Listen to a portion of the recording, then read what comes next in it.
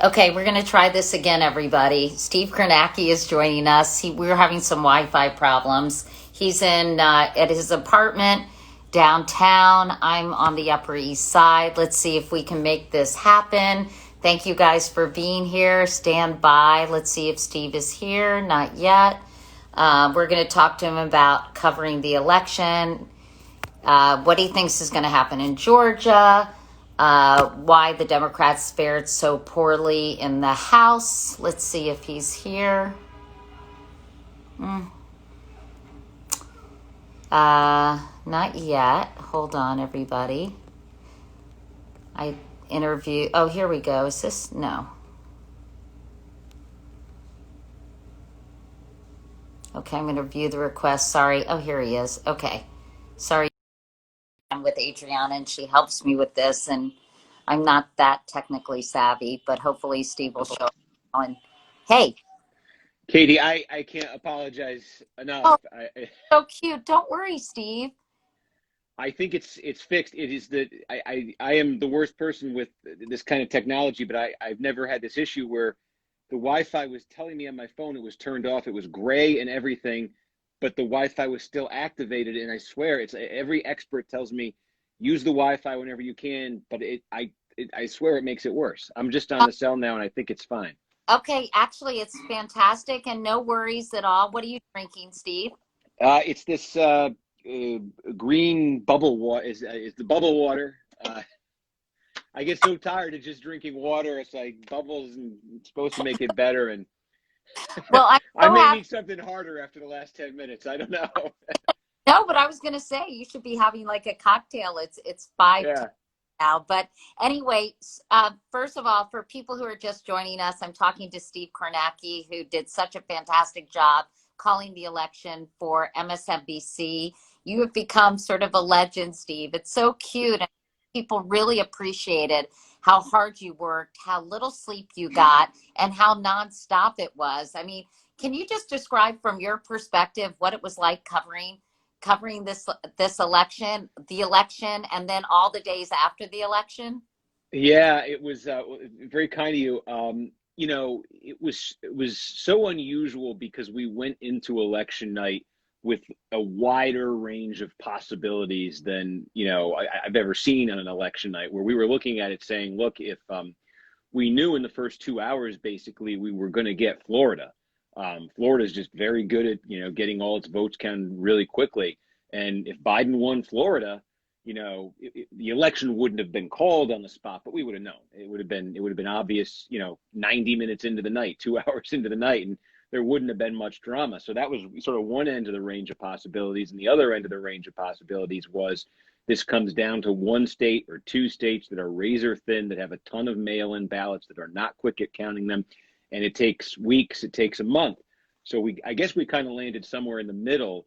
And the tough part for me was when we got to Thursday, Friday, Saturday morning, we knew it was getting close to the place where the decision desk here, which is very walled off from us, where they Right. were going to call it, but we didn't know when. And so I just remember it was Thursday night, I believe, at about midnight, 1 a.m.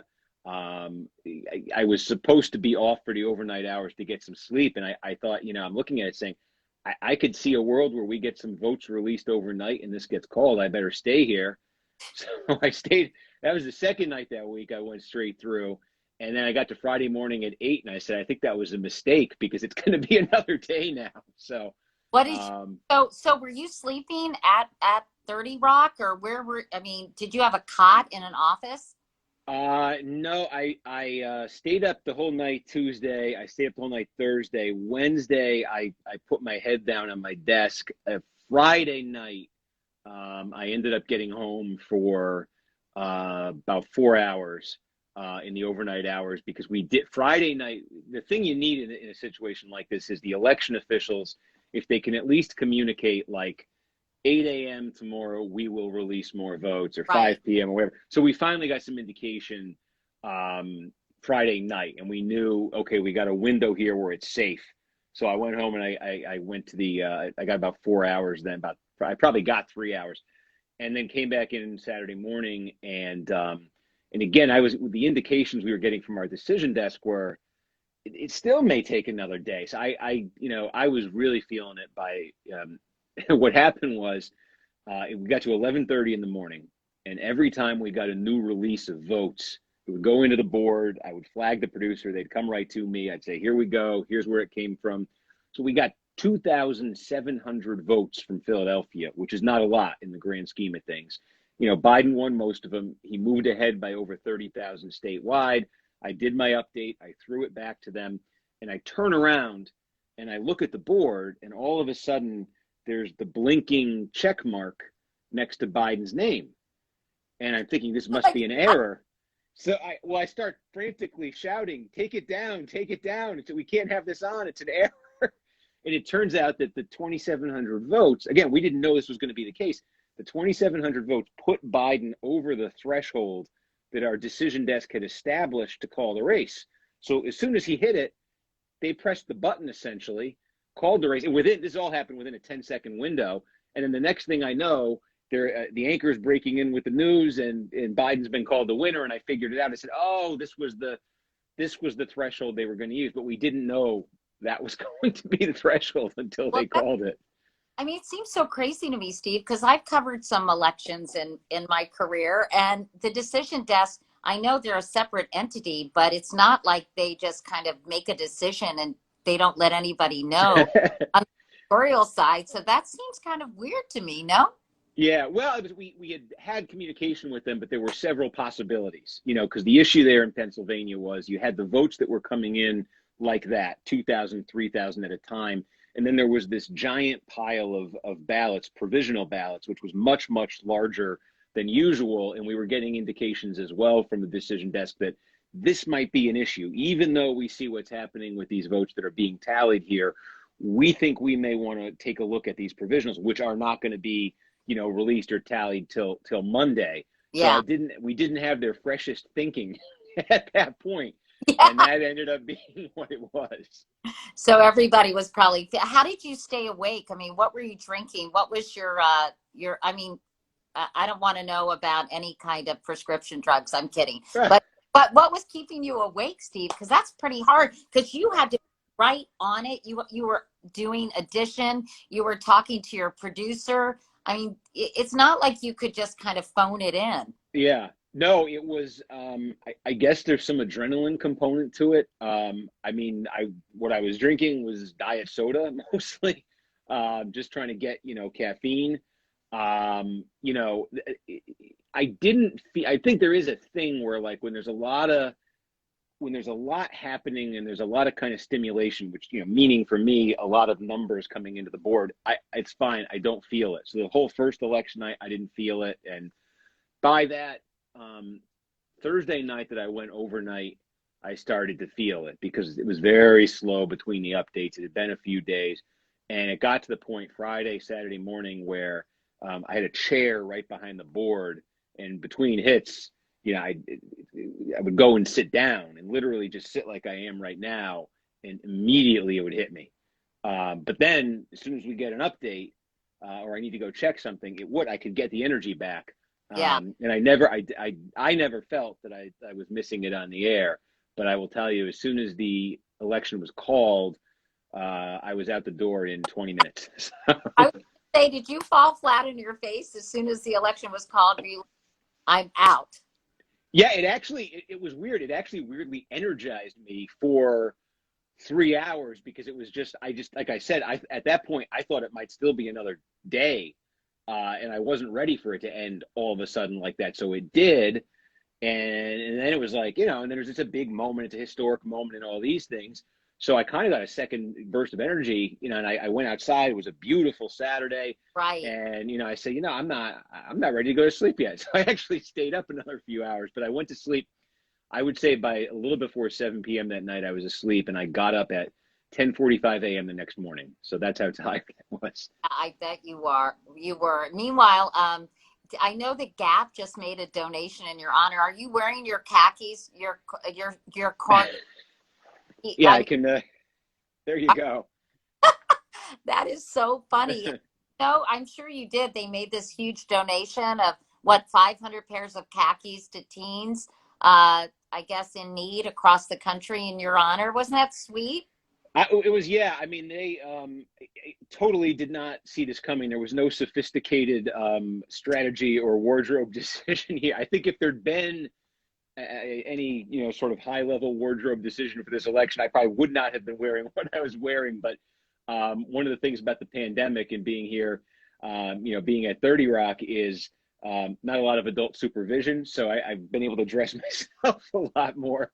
And that's what I would normally wear, for whatever. So I was wearing it. And Did you have multiple pairs of the same khakis, or did you wear the same khakis all week? I hope it's the former and not the latter. yeah, I can say there was more than one pair for the week. I can't say there was a new pair every 24-hour period. And show me, since we're on the topic of your ensemble, Steve, show me your tie and what the story was with that. Oh, Of Staples, right? yeah. I had to fish this out. I fished it out of the trash can because I had thrown it out. I was at the end of the week after the election. I was going to be off for 2 days, and I was just kind of cleaning out all the election stuff, and I came across this tie, which I can show you that this Show was. everybody. All right, show it Yeah, back. and this is the back of it, which is in tatters, as you can see, and it's just kind of, if you can make it out, there's like staples that's how I got through the week. Staples, and there's probably some tape in there too. Well, Steve, I mean, can't you afford to buy a new tie? I mean, don't they pay you at NBC? $20, 6 years. I got my money's worth out of this one. You should save it and definitely either put it in the Smithsonian or definitely put it in a scrapbook, Steve. Well, that was the thing. That's why I say I fished it out of the trash can. There was nothing disgusting on it, but it was. I just thought to take a picture of it for the heck of it before throwing it out, and I put it up on social media, and it took me by surprise, the interest, and I had people telling me, "Don't throw it out, don't throw it out." So I took it out and put it in my desk. Well, I think a lot of people, honestly, were just, again, not to blow smoke, but a lot of people were just really hanging on your every word and really, again, appreciated your commitment and your willingness to kind of stay on top of things. We got a lot of questions from social media, but I want to ask you a couple just myself, if that's okay, before we get to some of Sure, yeah. our smart followers. Were you surprised when Fox called, or the decision desk at Fox called Arizona for the president? Or yes, for Oh, Biden, sorry, yes. Biden. Sorry. Yes, I was. I think one thing to keep in mind there is what was new this election is not every network was working off the same exit poll numbers. So Fox and the Associated Press AP had kind of created their own thing, and Fox went with them. We were with the sort of the traditional one that's been used in the past. And I suspect, and I think that had something to do with the decision, because it was Fox and the AP that called Arizona. Everybody else didn't. And it's one of those where I mean, as you know, that whole week, every time we got an update, we got about 75% of the vote from Arizona reported out on election night at the time that Fox made the call. As it worked its way up to 100% that week, that Biden lead kept coming down and down and down, and it lands at about 10,000 votes. So he does end up winning the state, but it's one of those, there's an old line I like, you don't confuse favorable outcomes with good decisions. I put it this way. I think NBC and the others made the right decision in holding off on that one. Yeah, well, Fox certainly felt the ire of the president for doing that. And that was sort of a brave decision for them to make in advance of, I guess, or according to their numbers. Tell me about speaking of kind of understanding the outcome, what did you think about polling this time? People are saying, really, we have to rethink polls. We have to rethink the role polls play in how elections are covered. I'm just curious to get your reaction to what the polls told us, and if they let us down.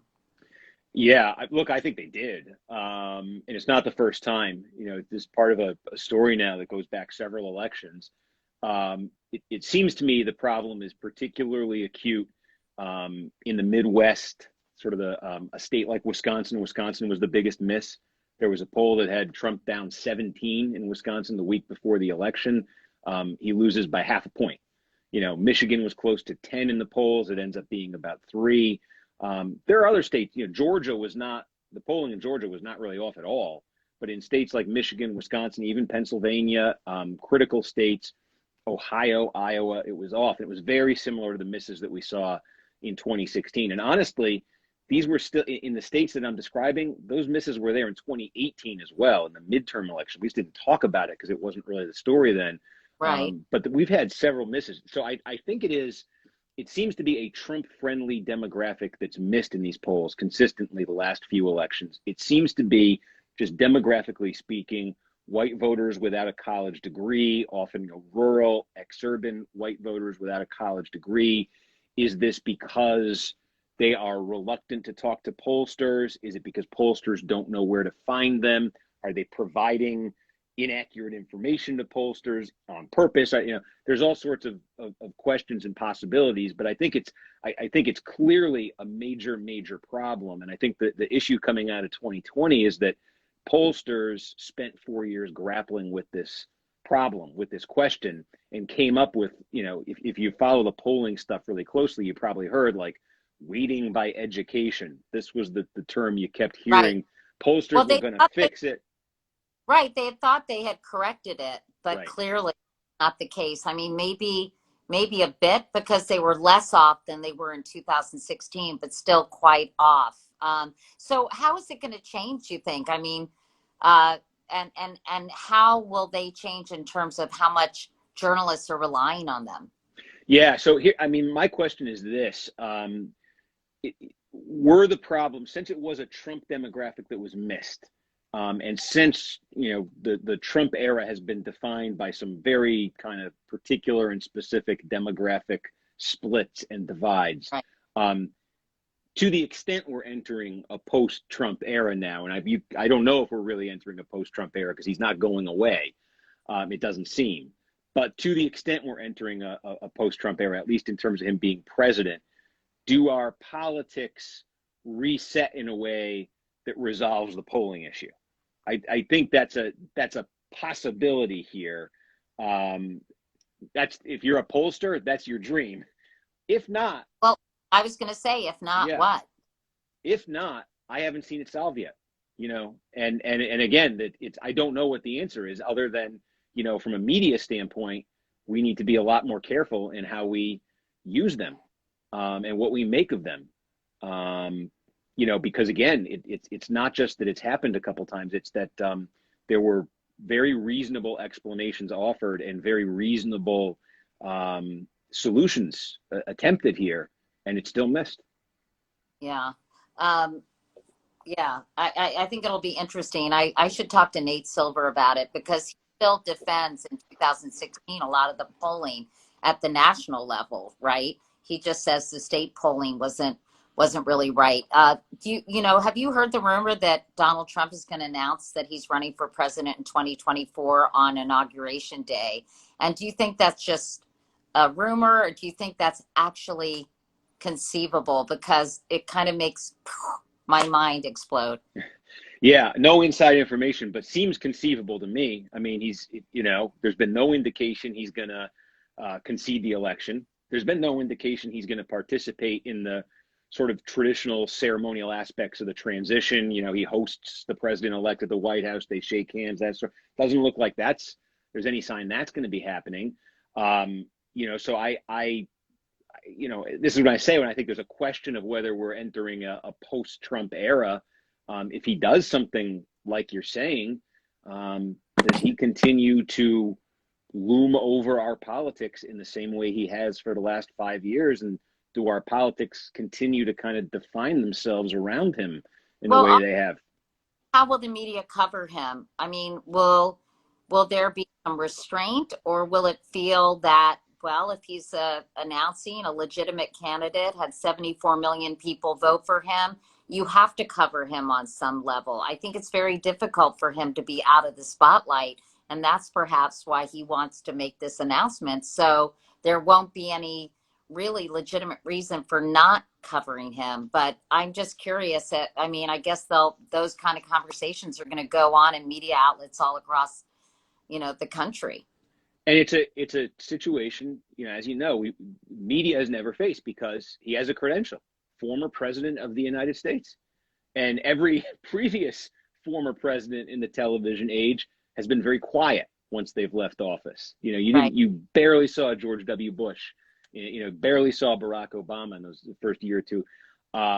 So he's clearly not interested in doing that. And I think then, to me, politically, in terms of media coverage too, one of the questions becomes, how does his party treat him? Do they treat him? Is this sort of like, if you want to make an analogy here, do they treat him like they might in Britain, where a prime minister's party loses an election, but the prime minister then becomes the leader of the opposition and is still the one who's appointed to kind of go out there toe to toe with the prime? Do Republicans treat him that way? Right. And if they do, then I think the media's got to kind of take that into account. But if they don't, then I think that becomes the story too. Trump is struggling for control of his party, and there's now people trying to stand up to him. Well, I don't know. If the last month is vacation, you're not going to see a lot of people standing up to him, Steve. As I was saying earlier, I just interviewed Senator Murkowski from Alaska, and she's one of the few people who, I mean, you can count on two hands the number of Republicans who have basically said, game over, you need to concede, and have actually called Joe Biden President-elect Biden. So if that's what you're saying is the measurement, I think you're going to have a lot of Republicans supporting him and afraid to kind of cross him. Well, it could just be a continuation of a lot of the last 4 years where they just kind of look away, but don't engage. Because I was talking to somebody about this today and saying, I got to think there were a lot of Republicans the week of the election, sort of DC type Republicans who thought they had made out like bandits because they have not liked having to answer for or having to look away from Trump for the last 4 years, but they have felt stuck because they feel he speaks to, motivates, energizes a base that they need and they can't afford to have turn on them. And so they're looking at the election results and saying, well, Trump's gone, Trump's going to lose, but Republicans are going to hang on to the Senate. Republicans are going to gain a dozen seats in the House and be within striking distance of actually taking over the House in 2022 in the midterm election. Look at that. The Republican Party gets rid of Trump and gets stronger in the process. I mean, I think there was a reading like that seemed possible election week, but I think, my question is, Republicans right now for the last 4 years have looked at Jeff Flake. Remember, he'd been a senator from Arizona, Bob Corker, Tennessee. They're the case study in what happens to a Republican who stands up to Trump. The Democrats say you're not standing up enough. They don't get credit from the Democrats, and the Republicans say you're disloyal, and they end up with no constituency. And I think until there's a prominent Republican who can show you can do it and still have a constituency in the Republican Party, I think if one can do that, a lot will follow. But no one's shown it yet. Yeah, it'll be interesting to see what happens. Real quickly, what do you think is going to happen? Then I'm going to get to the social questions. What do you think is going to happen in Georgia? So, I mean, this is a great test, I think, too, of what we're talking about here exactly, because I think on paper, the Republicans have the stronger hand. Biden won the state by 13,000 votes, but two Senate races, the one that was basically a one-on-one, that was David Perdue, John Ossoff. Perdue actually got more votes than Ossoff. So I think there is a sliver of voters there in Georgia who were anti-Trump, ready to vote him out, but don't want the Democrats controlling everything. And especially now with Biden coming in, I think the Republicans have a natural message for those voters. So I think that's what they're looking forward to here. But look, if Trump is out there, calling the Republican governor a crook, if he's got allies there saying don't vote in this Senate election, they betrayed Trump. I don't know what that does to the Republican base there. And just given again how Trump has handled the post-election, the Democrats' best hope is they just had sky-high motivation, sky-high turnout. Does Trump's behavior keep their coalition motivated in a way it wouldn't be? So it's one of those, right? My initial instinct after the election was Republicans will hold these seats. I think it's a very open question right now. Yeah, interesting. It'll be interesting to see. Okay, let me get to some of these questions, Steve. Okay, did you get any sleep the week of the election? That. Do you actually nap when they made you take a break? Kind of, right? You napped a. Kind of, yeah. Uh, okay. I asked you about Arizona. Did anything shock you during the election coverage? Somebody wants to know. Yeah, several things. I think the biggest one is the one that I really, that first night, I didn't even take notice of because we're so focused on Trump Biden. The House. The Republicans had a great night except for Trump. I was just saying a minute ago, I mean, the forecasts, again, a lot of this based on the polling that was so bad, but the forecasts were, Democrats are going to get a dozen more House seats, maybe 2 dozen, and the Republicans nearly won the House. That was shocking. Why, and I'm curious, why do you think that happened? Why do you think, the polls were so wrong about that, but that the Republicans did so well in some of these House elections? Yeah, I think it was two things. I think number one, look, Trump lost, but he did much better than expected in the polls, and so I think that extra vote that he kind of brought out went to Republicans and boosted them. But then there were places like you can look at Orange County, California, where in the 2018 midterms Republicans got wiped out in the congressional races. They won back a lot of those seats in 2020, and there was some real ticket splitting that happened there. This is a big suburban bastion. Republicans fielded a more diverse slate of candidates. They fielded more female candidates, and it seems they tapped into what I'm describing there in Georgia that I think exists a little bit, a voter that was anti-Trump but not sold on the Democratic Party. And there was also, look, Trump made inroads, especially with Latino voters, and I think it got the Republicans, helped get them those 2 congressional seats in South Florida. So there were a couple things I think going on there. He made some inroads with black voters as well, too. Yep. Yeah, no, you look at you can see this in Detroit in the suburbs, Philly in the suburbs, big city followed by suburbs. Trump's gains were in the big city itself, and where Trump then lost these states was in the suburbs. Well, okay, someone wanted to know, what were all the papers you were always holding?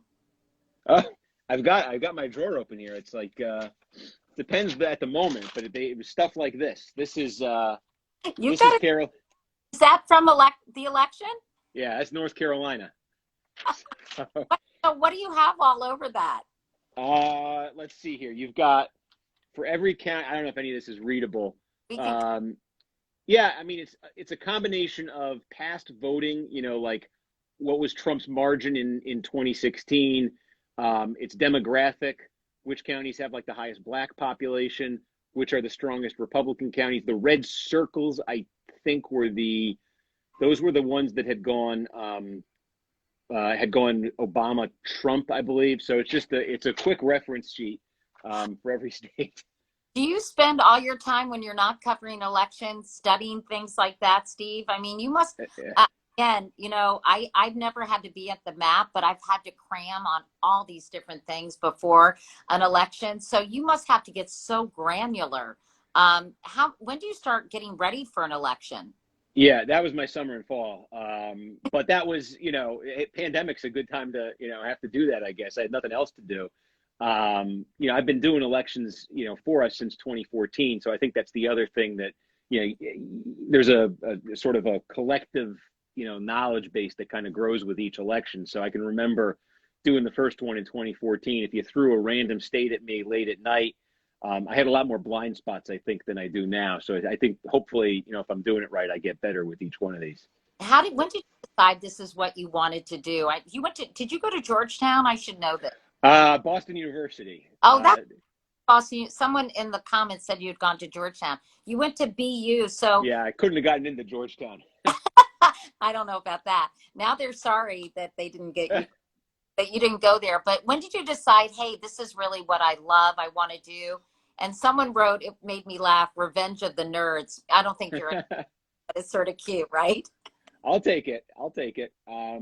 Yeah, no, I've always, I've kind of been interested in politics from a young age. There's something about election nights in particular that I've always found invigorating, going way back. And it's just watching this picture kind of come into focus and watching maybe the momentum shift or, sort of seeming the shift based on the returns, trying to figure out, okay, this candidate is leading right now, but we got to hear from this city. We got to hear from this county. We got to hear. I've always found kind of the ritual of election night just really captivating. Honestly, it's like I know I had plenty of time on air with him, but watching Tim Russert, I was in college. I was a senior at BU for the 2000 election, and it was I remember I had a paper due the next morning, and I had planned to kind of watch the election results. Figured we have a winner by 11. I could go write my paper, and never got that paper written. It ended up being up all night. But it just like I've always been fascinated by election nights. When I got here, I got to MS in 2012, and I always hoped it would work out in a way where I could get to do the board. I wasn't at that time, and it was the break came in 14 when Chuck Todd Chuck Todd had been doing the board here, and he got Meet the Press, so he went to do that, and then my boss called me, like 2 months before the election, and said, we got this board. You think you could do anything with it? I said, oh, I think I could. Yeah. So. Oh, well, that's such a great story. And you mentioned Tim in 2000, of course. So, I remember his whiteboard, which actually is in the Smithsonian, on which he wrote Florida, Florida, Florida. I missed him so much, especially during such polarizing times. Mm-hmm. But he had a very unique way of holding everybody's feet to the fire. Russ was a truck driver. He just had that sort of working man's connection with viewers. And I think he was so trusted by everyone. By the way, Leslie Jones apparently has a big crush on you. Did you know that? I found out, or I saw. I was one of those, a couple of days in, I started getting texts from family and friends showing me things that I had not realized were out there. That was one of them. That is so funny. In fact, a lot of people are asking if you're single. I don't know if you're willing to answer that or not, but are you? There was probably a time in my life when I overshared, and this is the time in my life when I undershare. Okay. Hey, respect, Steve. I don't blame you. Okay. Somebody asked what your favorite go-to snack was during long shifts. What were you eating? Probably the Snackwell crackers. Ew, really? They're delicious. Snackwell crackers? It's the green wrapper, and it's cookies, and those aren't good for you because they have so much sugar in it. Because they take out the fat and they just put so much sugar in it. But listen, you're forgiven because we needed whatever floated your boat. We needed you to keep going, but it would not have been my snack of choice, Steve. I think it said healthy on the package. So. Oh, it? Okay. Okay. Someone wanted to know why Ohio wasn't talked about much. Usually we do talk about Ohio a lot, but not this time. Why did Ohio not seem that critical? Second straight time it's happened, right? Ohio, the big swing state. I think it was 2016. Trump won it by it was one of those states where the polls missed and where Trump won by, it was 8 points in 2016. And so suddenly you weren't looking at the state that was right at the cusp, the one that would decide it. You were looking at a solid Trump state. And then in 2018, it was one of those states again. The polls missed in 2018. The Republicans won the governorship. The polls hadn't shown it. So it kind of stayed red even in that blue wave. And then, there was a moment on election night when we were getting some returns. Ohio actually counted its votes quickly as well. They did a good job with that. There was an early moment when it wasn't clear sort of were we looking at the election day votes or the mail votes, and it looked like it might be close, but it became clear, 45 minutes to an hour in, it was trending Trump's direction, and there it goes again. It was a 7-point Trump win. So that's one of those states where I'm just asking the question, is that going to endure beyond Trump? He did something that moved that electorate much more in the Republican direction than it's been. Does it stay there? Does it go back? Does it get more Republican? That's sort of what I'm looking for there going forward. Yeah, I by the way, people are making fun of your snack choice too. They're saying the 1990s called. They want their snack back. It hasn't failed me yet, so I like a good Snackwell. Are you worried about the state of the country? I know this isn't really necessarily your wheelhouse, Steve, but the fact that more than 70% of Republicans think the election was rigged. People are they're getting, as a friend of mine says, affirmation more than information. They're watching or reading media outlets that reinforce their thinking and that don't challenge them, but basically, you know, as I said, reinforce it. So are you concerned about that and the state of media? Yeah, very much. And it's what you're describing. It's possible, and I'd say it's very common right now for people to live within or to exist within sort of self-created media ecosystems that tell them they're right and offer them a caricatured view of the other side. And they don't see real debate, and they get more and more emphatic that their side is right and just, and that the caricatured version of the other side is not just wrong but bad, or something worse. And I just see it happening where it's almost this self-reinforcing thing of one side playing off the other. And I don't know how to. I did a book a couple years ago. The theme was red, blue, red. The red and the blue was literally the title. And I'd be asked at events, what is the solution? And I would kind of scratch my head, because I part of me just looks at this and says, I do think there is something that goes back to our early days as human beings, where we are wired to be tribal. I mean, it's born in us. It's there. And there is something, I think, about the evolution of media that caters to that instinct. And it's the two have kind of met, and that wasn't the case, let's say, a generation ago, when you had the big three. You had ABC, CBS, and NBC. And I mean, the goal at a broadcast, it still is, but I mean, when the audiences were bigger, it was just cast as broad a net as possible, and I think that created a different dynamic than maybe we talk about and see now. Yeah, well, I always say that mass media is an oxymoron now. It's really niche media. Yeah. As the pie has been sliced in more pieces, I think there's been a decision at the head of these networks, honestly, that they have to appeal and get engagement through enragement sometimes, and that they have to appeal to that niche, because they're never going to get a mass audience. So how do they get an audience of super engaged, people who feel almost viscerally, emotionally connected to one point of view or another? And I think it's going to require some real thinking about the role of the media in the public square at some point, and that it's not all about profit and ratings and the bottom line. Yeah, You and it's talk to your bosses about that, Steve. yeah, see if they listen to me, huh? Okay. All right. Wait a second. Here, I just have a couple more people in the comments. I think that you should host Jeopardy. Do you have any interest in Jeopardy, Steve? I'm certainly not smart enough to be a contestant. So. That's one of those where it's like I enjoy watching Jeopardy. I like the pace of it, but my experience watching it all is always like about 1 out of every 7 or 8 categories is just made for me, and I can go through it, and then everything else is European art history, and I have no idea.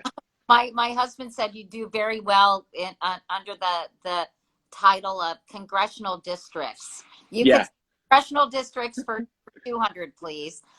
Alex Trebek, sorry, that was so sad that he passed away. So I wanted to ask you a couple other quick questions. What do you read, watch, listen to? What do you do for fun, Steve, other than like read the Almanac of American Politics? Yeah, I've got that right here. I'm a big horse racing fan. I read the Daily Racing Form, so there's that. Really? That was actually what the afternoon after the election, when I left the studio and didn't go to sleep right away. It was the Breeders' Cup Saturday, so I watched the rest of the Breeders' Cup. That's so funny. What else? I mean, do you enjoy reading? Do you like it? You binge watching anything? Did you watch The Undoing like I did? I was obsessed with that. I didn't. I just finished. I watched the complete series of The Office. which I watched a lot of when it was on, but I think I missed the last couple of seasons. It was something about the pandemic. I have not been in the mood to see anything heavy. So when I turn on, Netflix or Amazon, you see a lot of these, dramas, and I've watched episodes of Cheers. I've watched Monk. I've watched The Office. I don't want to. I'll do the heavy stuff once the world's back to normal.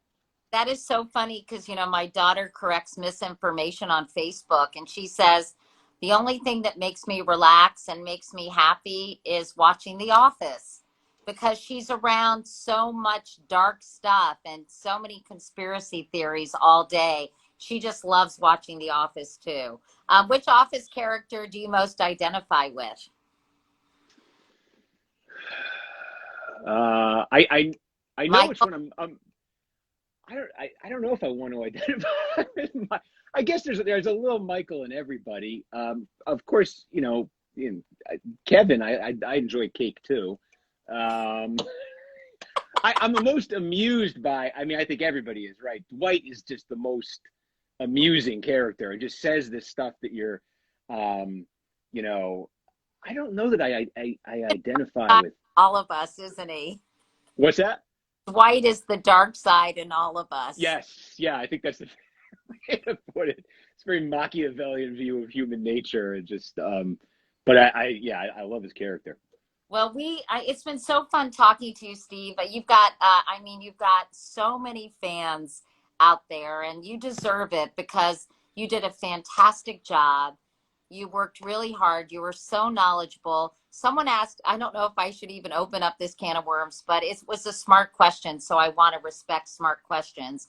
My team is saying, don't forget that this is going to be in Wake Up Call, which is on my morning newsletter, which you have to sign up for, Steve. Go to katiecouric.com. All right. Sign up for, I'm like your agent now, so it's the least you could do.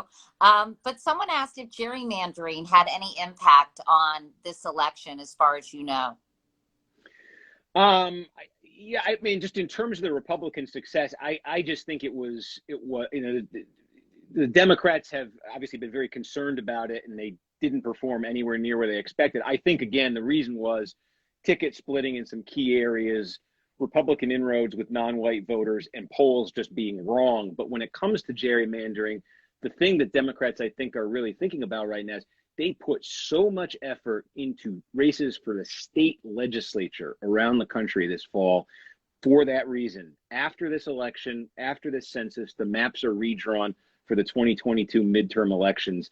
And the Democrats saw an opportunity. Their dream scenario was not just Biden wins, but Biden wins a landslide. There's just this massive tide against Trump. It sweeps all the way down the ballot, and Democrats flip these state legislative chambers, and suddenly they're in position to change the way this, redistricting plays out. They didn't flip a single chamber. And they put money, they put effort into it, and they made this a priority this year in a way they never have. And I think that's, again, when we talk about these big stories that came out of the election that were kind of missed election night, the Senate and the House, state legislative elections, I think, were a big deal too. All right. Well, you get right on that. What are you doing when you're not covering elections at MSNBC, Steve? These days, what is there to do, right? I walk a lot. Like I said, I'll watch those shows. I'll Saturdays at the track. We need to get you your own show there. Come on. Hey, How to Lose Money with Steve Kernanke. Yeah. Public demands it. I'll have to give Phil Griffin a call. Yeah, I'll let him know. Yeah, let's see what we could do there. I'd do that. Yeah. Anyway, it's really great talking to you. Thanks so much, and I hope you're continuing to get some R&R. And again, thank you for your service, sir.